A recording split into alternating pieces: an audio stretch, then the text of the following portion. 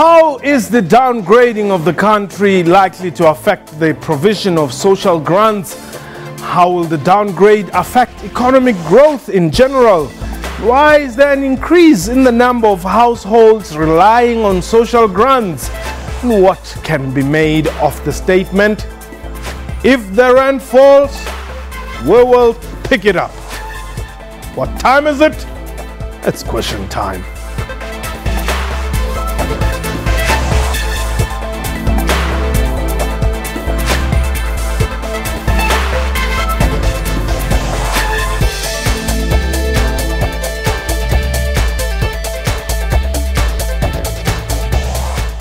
Hodzong, and welcome to the show. My name is Mpho Zedu. The recent anxiety over the possibility of 17 million beneficiaries not receiving their social grants is believed to be a reflection of over-reliance on social grants. Statistics South Africa's 2016 household survey reflected that 3 in 10 households are dependent on social grants. People turn to social grants because they cannot provide for themselves or their families financially. Analysts say the recent downgrading of the country's foreign debt to junk status is bad news for the economy, which is growing at a snail's pace. They reiterate that the downgrade means there is less money for government spending on its key priorities. These include education, health, actual debt, infrastructure, and social grants, amongst others.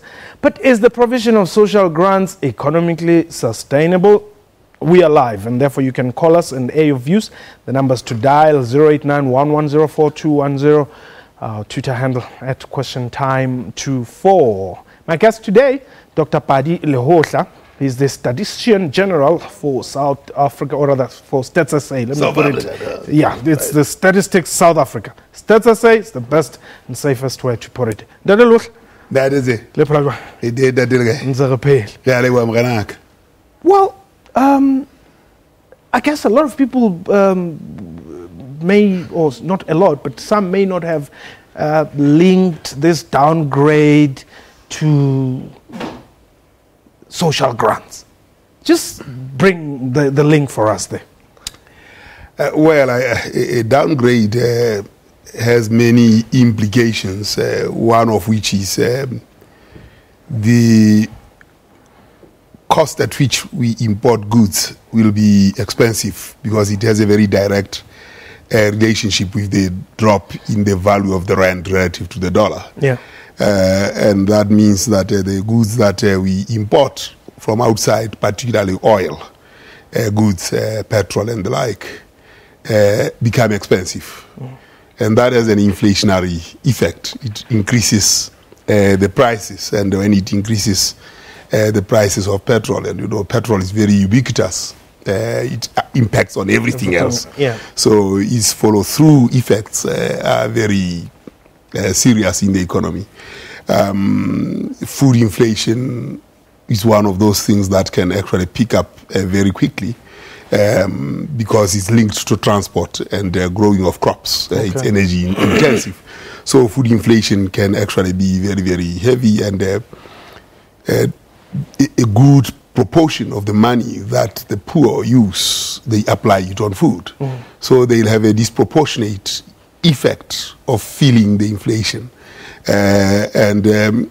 Those poor are those that are depending on grants. Okay. Yes, so that's a very, very direct link to recipients of grants. And then your study reveals that out of 10 families, 3 are reliant on grants here in South Africa. Yes, indeed. That's the real situation. More importantly, where recipients of grants, where the elderly are recipients of grants, they are found in 50% of households where there is nobody who works. So the situation gets aggravated where you find the grant recipient being an elderly, where in 50% of those households there is no other source of income except grants. And the grant is expected to, provide for the elderly, but then they have to share it with the able-bodied who are not working. Yeah. But then, why is it that almost 15 years ago, only 12% of South African population relied on grants, and come 2015, 2016, you've got that number has doubled. It's almost it's sitting at 30%. Well, I mean, it's not that people didn't need grants. They did. It's just that the government of the time was callous. It couldn't provide for them because the same unemployment levels were prevalent, if not worse, except that the people who were searching for jobs were largely men, not women. Now that the labor market has opened, women and men are looking for work. The level of unemployment is very, it's visibly high. It was high then. So there has been the need. I mean, the Carnegie studies actually didn't show any better situation than in terms of poverty levels in South Africa, particularly in the homelands.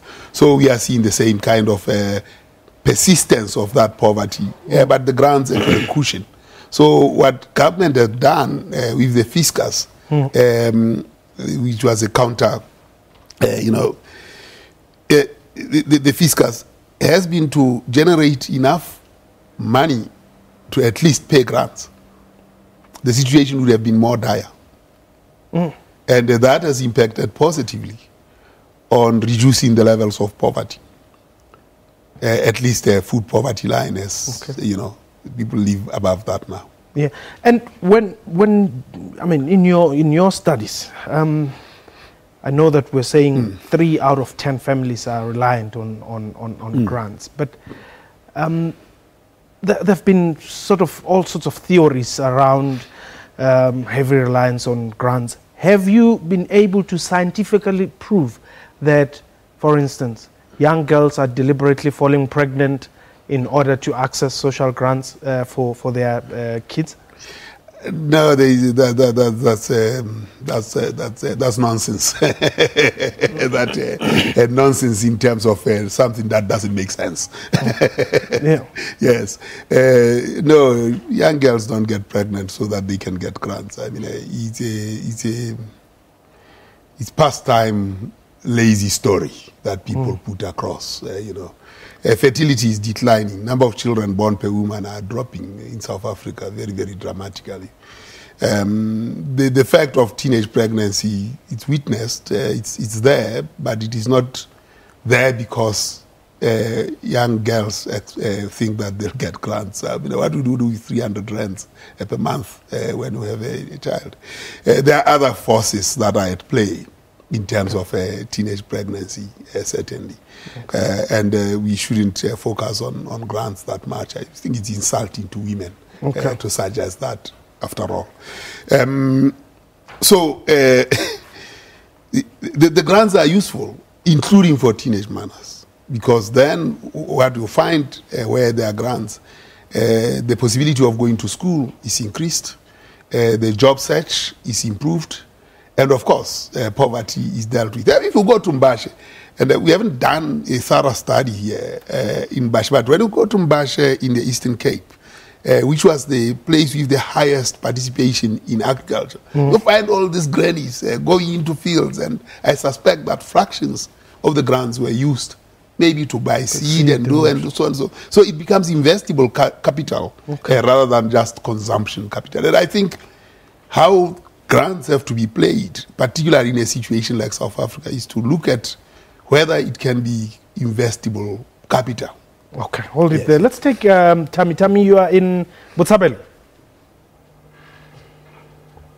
Tammy?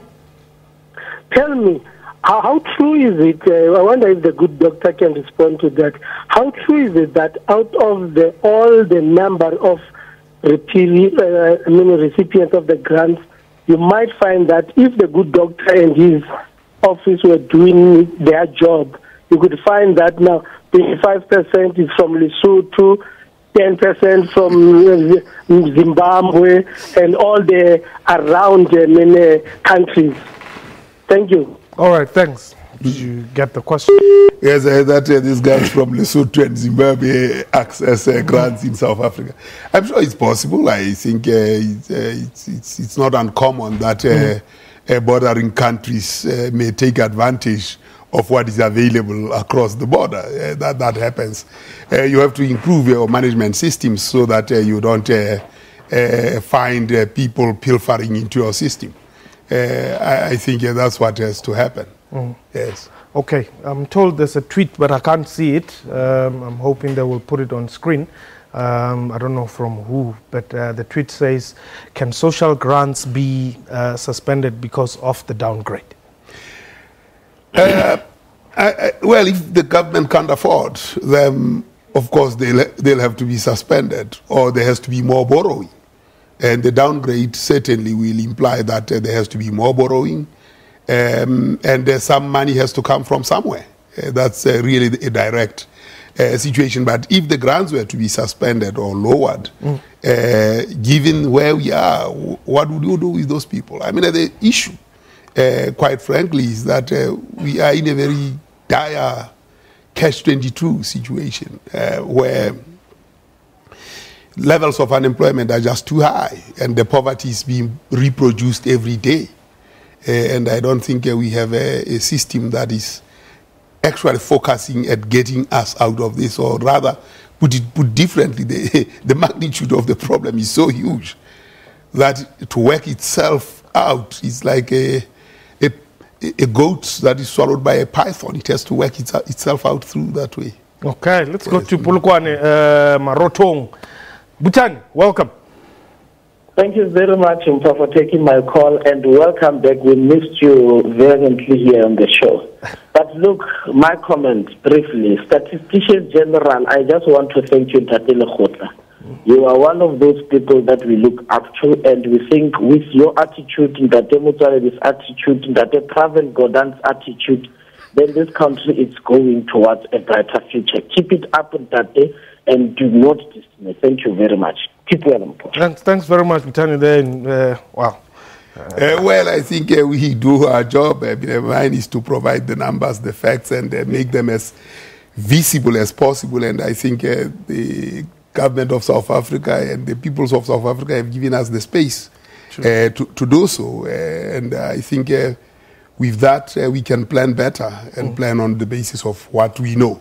Okay. Now, as you conducting this research on the field and out there, is there any evidence that shows that people's voting patterns are impacted on as a result of these grants? Well, we haven't quite done that to look at voting patterns and what are the concomitant or attendant benefits. That we haven't done. However, what we have done is to look at satisfaction of citizens in relation to service delivery. Okay. But we have not related that to what the voting patterns are.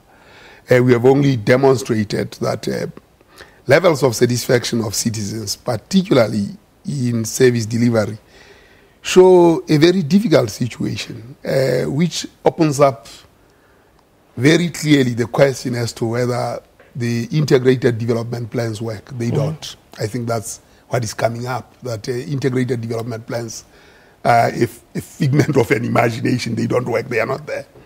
Two, integrated planning that is vertical from national to province doesn't work that well.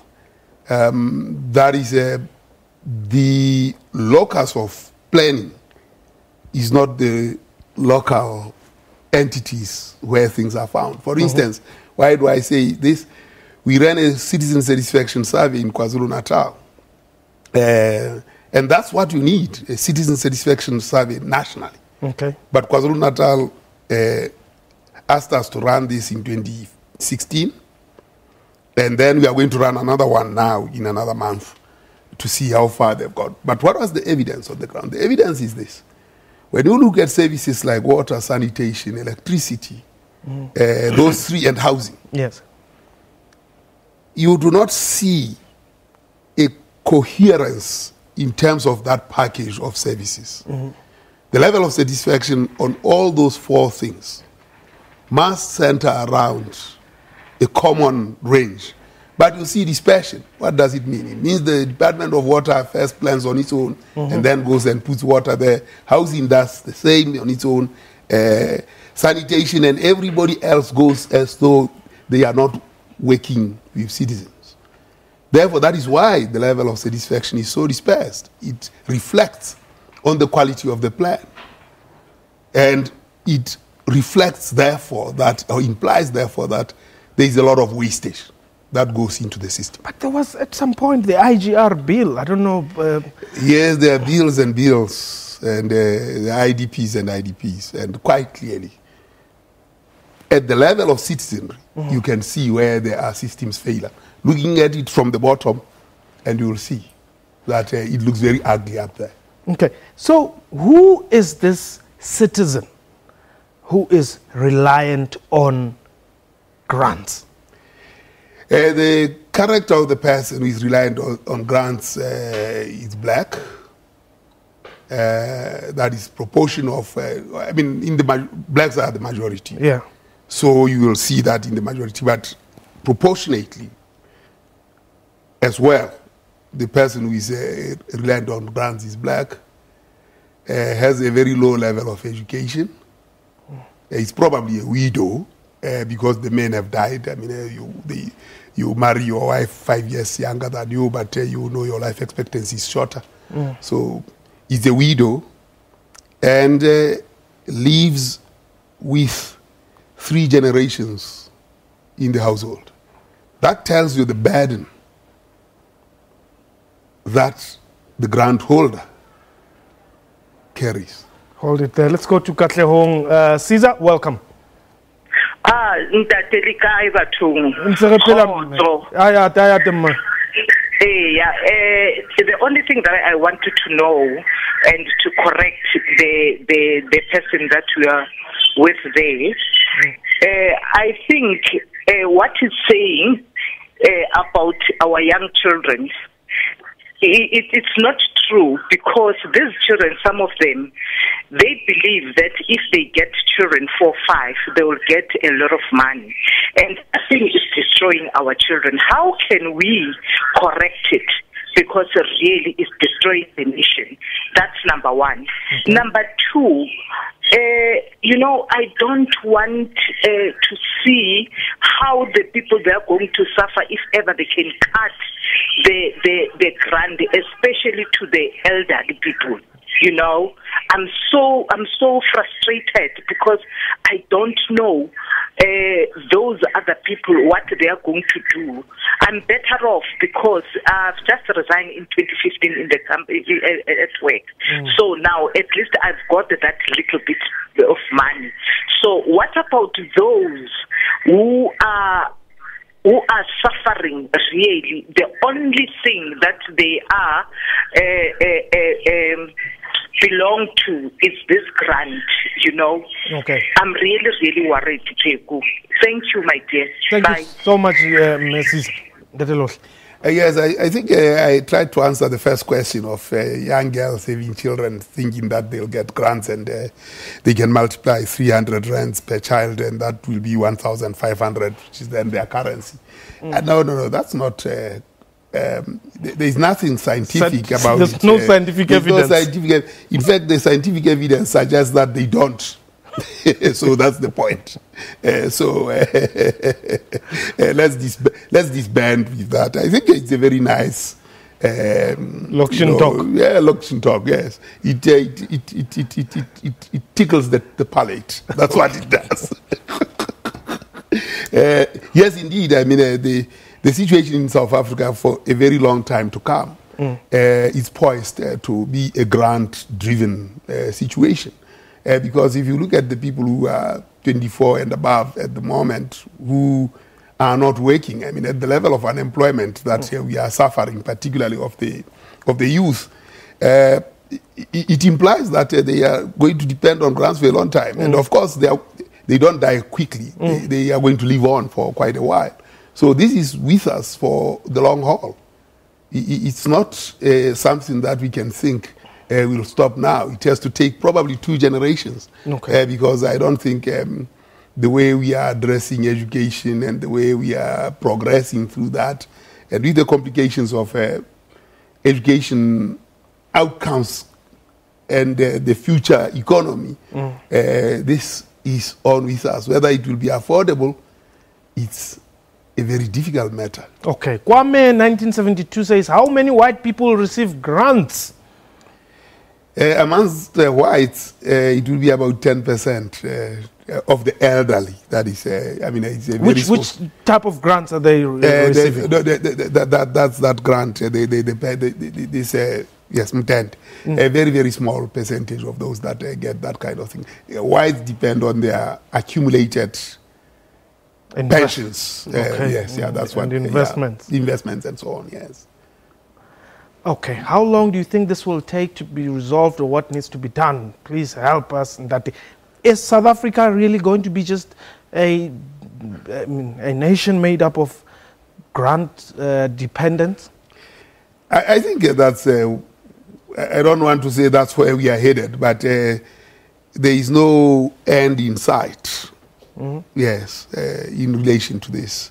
Because they have been extended to those who are 18-year-olds. The levels of unemployment have remained virtually steady. And the level of people, the proportion of people who complete university or is actually declining amongst blacks. So it means that a bigger proportion year in, year out will be grant recipients. At what you call them, the TVETs, that thing is heading south. So it's a very, very, very difficult situation which needs to be arrested. I suppose one of the things that when we were presenting the 2016 results of the citizen survey, community survey, the key issue that was emerging was, how do we ensure that a child that is not born yet, or is just born now, will ensure that they acquire the necessary skills and education to secure the future of their parents. Okay. That is, those children will secure the future of their parents and indeed guarantee that their own children may have a better South Africa. That's the complexity of the problem. So these children that are not yet born have a responsibility to secure the future of their parents. But then guarantee, if they secure the future of their parents, then they may guarantee those that are not born yet. But that's the precarious situation. In conclusion, how do we compare to other SADC countries? Let's compare Lesotho, let's compare Zimbabwe, if they are. Well, people own land in Lesotho, I mean, and they plow and they grow their own crops. So 20% of whatever income there is, or 30% of whatever income there is not spent on food. They grow their own crops. Of course, the land in Lesotho now is very dry, and there are dongas and everything. So they may be in almost the same situation as South Africa. So the issue of land is a very crucial one, so that people can grow their own crops. It helps you to nurture life, to grow those crops. Because if you look at Brazil, they are almost in the same kind of situation as South Africa. The only difference they have is that they have land and they grow their crops. And that helps people to cushion the effects of food inflation and all these other things. And then they can invest in other, yes, that's the one. Whether in South Africa we are able to get to that level, that I do not know. Secondly, I think the way other countries are looking at education is fairly different. Okay. But indeed, South Africa has had to cushion a situation that would have been disastrous otherwise by using grants. Thank you very, very much. That was question time for today. A big thank you to my guest and to you for watching the show. From me and the entire crew.